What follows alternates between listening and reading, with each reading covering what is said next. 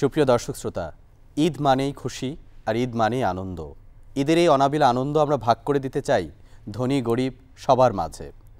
ঈদ বয়ে আনুক আপনার জীবনে সুখ, শান্তি এবং সমৃদ্ধি। ঈদের এই বার্তা আমাদেরকে নতুন করে প্রেরণা দেয়, নতুন করে বাঁচতে শেখায়। ঈদ হাসতে শেখায়, ভালোবাসতে শেখায়। ঈদের এই অনাবিল আনন্দ আমরা আজকে সবার মাঝে ভাগ করে দিব। আর এরই ধারাবাহিকতায় কালান্তরের ঈদ আয়োজনে আপনাদেরকে অনেক অনেক সুপ্রভ শুভেচ্ছা জানাচ্ছি।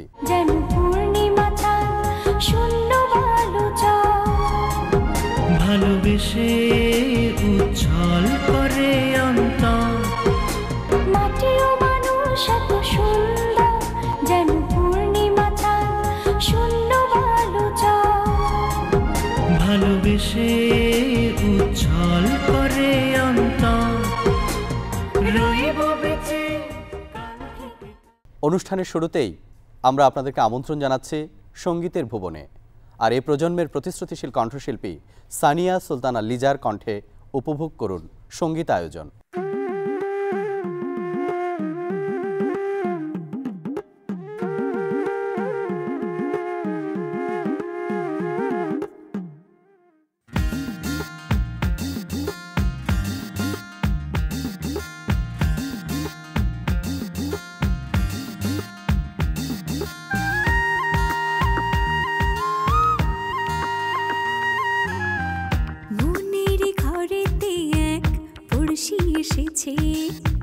ইশারায় সেজে আমার কাছে ডেকেছে, মনের ঘরেতে এক পড়শি এসেছে।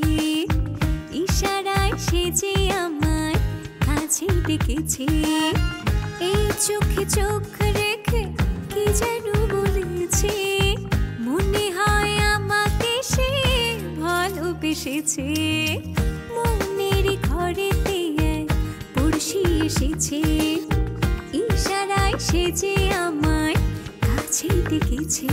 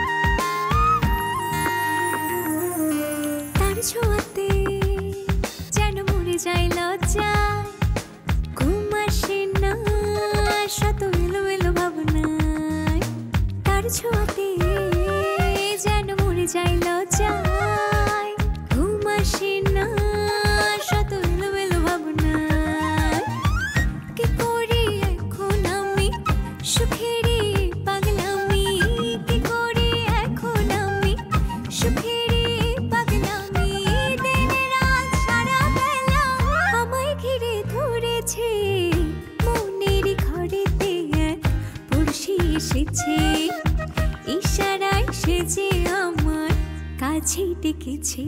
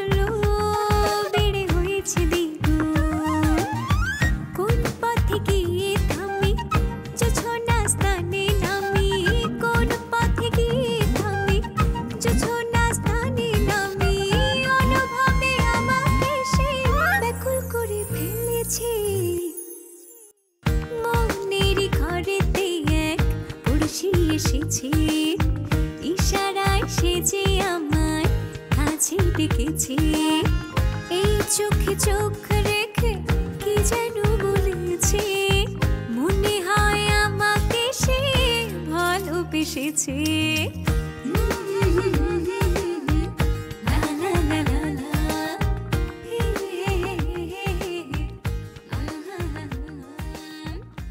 সুপ্রিয় দর্শক শ্রোতা, ঈদ মানেই খুশি, আর খুশি মানেই আনন্দ। ঈদের এই আনন্দ আমরা ভাগ করে দিতে চাই ধনী গরিব সবার মাঝে। ঈদ বয়ে নিয়ে আসুক আপনার জীবনে সুখ, শান্তি এবং সমৃদ্ধি। এরই ধারাবাহিকতায় আমরা আজকে আমাদের এই তারকা পর্বে আমন্ত্রণ জানিয়েছি চলচ্চিত্র অঙ্গনের অত্যন্ত জনপ্রিয় তিনজন প্রিয় মানুষকে। আমাদের সঙ্গে আছেন চলচ্চিত্রের অত্যন্ত প্রিয় মানুষ মিশা সওদাগর, চলচ্চিত্র অভিনেতা এবং জাতীয় চলচ্চিত্র পুরস্কারে যিনি ভূষিত হয়েছেন, এবং আমার সঙ্গে আছেন জাতীয় চলচ্চিত্র পুরস্কারপ্রাপ্ত অভিনেত্রী চিত্রনায়িকা পপি, এবং আমার সঙ্গে আছেন চিত্রনায়ক জায়েদ খান। আপনাদেরকে আমাদের স্টুডিওতে আসবার জন্য অসংখ্য ধন্যবাদ। আমরা প্রথমেই মিশা সওদাগরের কাছে জানতে চাইব তার ছোটবেলার ঈদটা তিনি কিভাবে কাটিয়েছেন, এবং ছোটবেলার ঈদ আর আজকের ঈদের এই তারতম্যটা যদি একটু আমাদের তুলে ধরতেন দর্শকদের জন্য।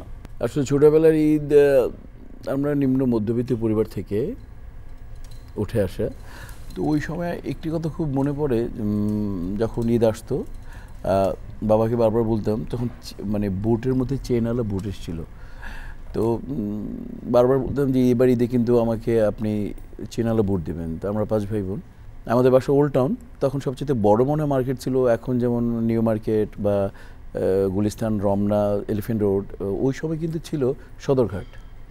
তো ওল্ড টাউন থেকে চলে এসেছি সদরঘাটে। তো বাবা সব কিছু জামা কাপড় টাপড় কিনিয়ে দিয়ে যখন এই চেন বুটটা কিনবো, চেনওয়ালা বুট কিনবো, খুব খুশি হচ্ছে মনে মনে। উনি ওইখানে একটা বিরাট বাটার দোকান ছিল, উনি আসলে যে কোনোভাবে আবার ওই স্কুলের হোয়াইট কেটস আর কি কিনে দিতেন। তো মন খারাপ হতো, বলতো না না এটা না, ওইটা ভালো, ওইটা ঠিক না, পাওয়া যাচ্ছে না, অনেক কোনো একটা অজুহাত দেখিয়ে মানে খুব মন খারাপ হতো। রিক্সাতে আবার ভাই বোনগুলো একসাথে চলে আসতেছি, বাসায় আসলাম, মাকে যতই বলতাম যে এটা তো বাবাকে বললাম, তো মা কিছু বলতো না, আচ্ছা ঠিক আছে আবার পরে ঈদে কিনবা। তো আমার বিষয়টা হচ্ছে আজকে আমি আমার ছেলেদের ঈদের বা পরিবারের জন্য যখন বাইরে শুটিং করি, তো আমি শপিংয়ে বাইরে থেকে জিনিস আনি, কিন্তু ওই সময়ে পরে বুঝছি যে আমার বাবার হয়তো অত অর্থ সামর্থ্য ছিল না আমাকে আর কি চেনওয়ালা বুটটা কিনে দেওয়ার।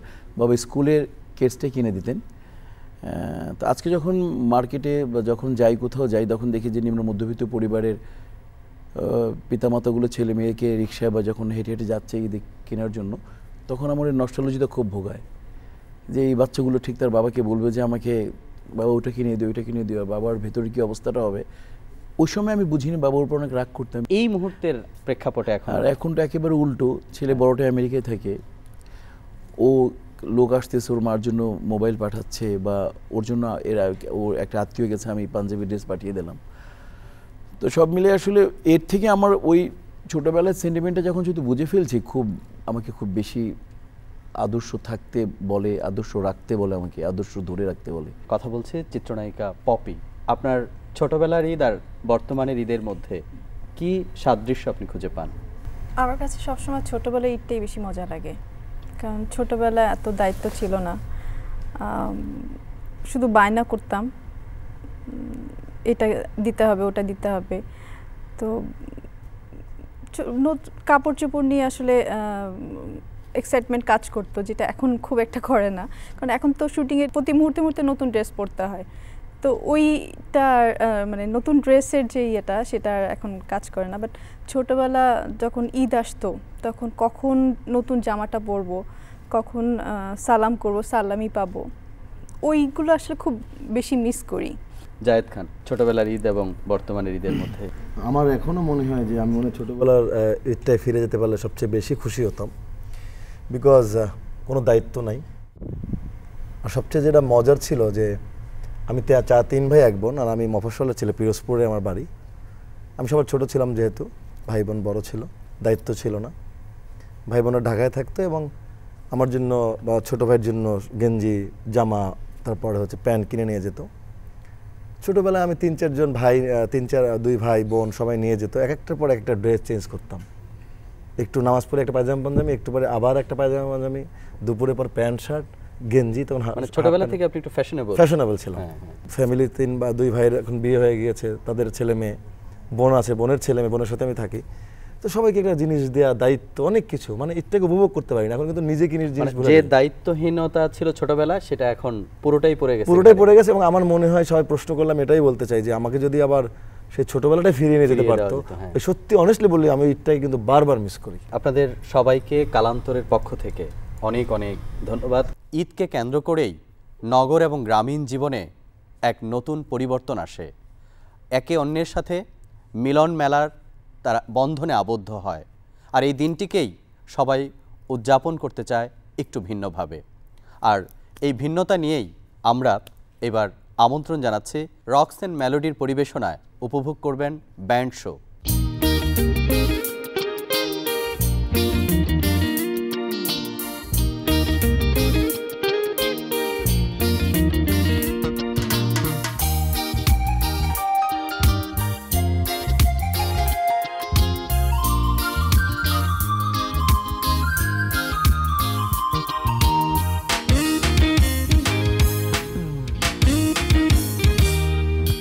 তোমাকে ঘিরে আমার যত কবিতা লিখে রাখি কবিতার খাতাতে, তার সবকটি কবিতা আমি পড়ি বারবার একাকী নির্জন প্রতিটি রাতে।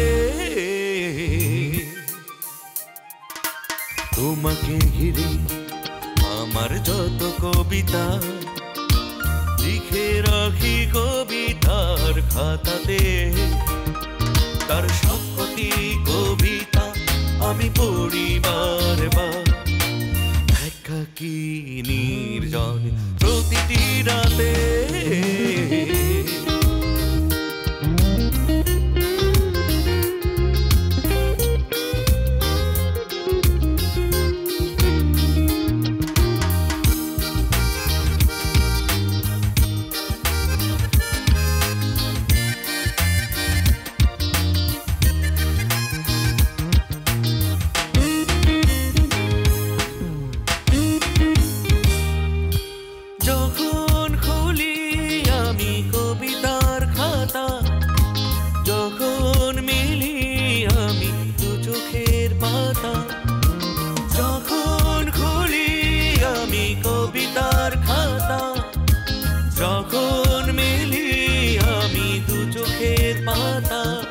দেখি সমুখে দাঁড়িয়ে আছো যেন এক মুঠো রজনীগন্ধা হাতে।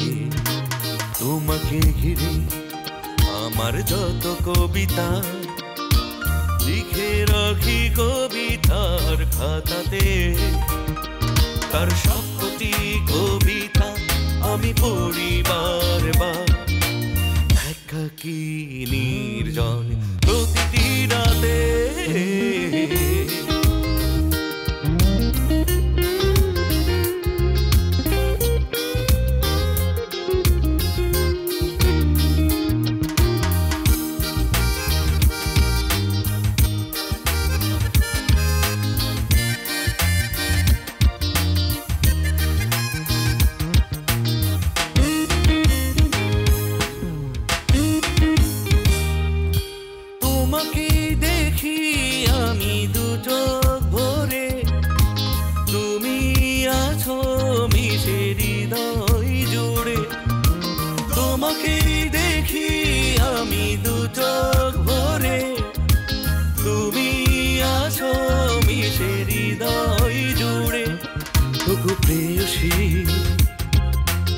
ভালোবাসার কথা বলে বলে চলি তোমারই সাথে। তোমাকে ঘিরে আমার যত কবিতা লিখে রাখি কবিতার খাতাতে, তার সবকটি কবিতা আমি পড়ি বারবার একাকী নির্জন প্রতিটি রাতে।